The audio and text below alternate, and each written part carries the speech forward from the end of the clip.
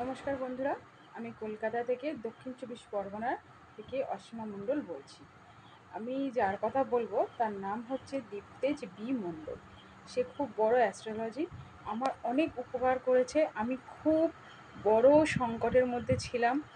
আমি এত ভয়ঙ্কর স্বপ্ন দেখতাম, এত ভয় পেতাম। সেই ভয়, সেই মানে কী বলবো, বিপজ্জনক অবস্থা থেকে আমাকে উদ্ধার করেছে দীপ্তেজ বি মণ্ডল।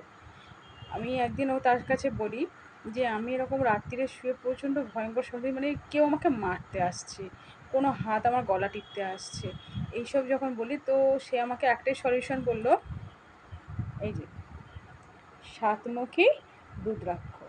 বললো সাতমুখী রুদ্রাক্ষ ধারণ করলে তোর এই সব সমস্যার সমাধান হবে। সত্যি তাই হয়েছে।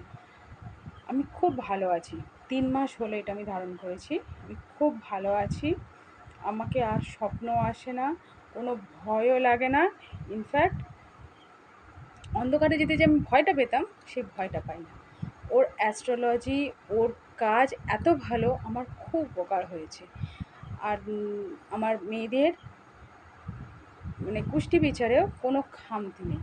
প্রত্যেকটা জিনিস মিলে যায় এবং সব কিছু নিখুঁত করে করে।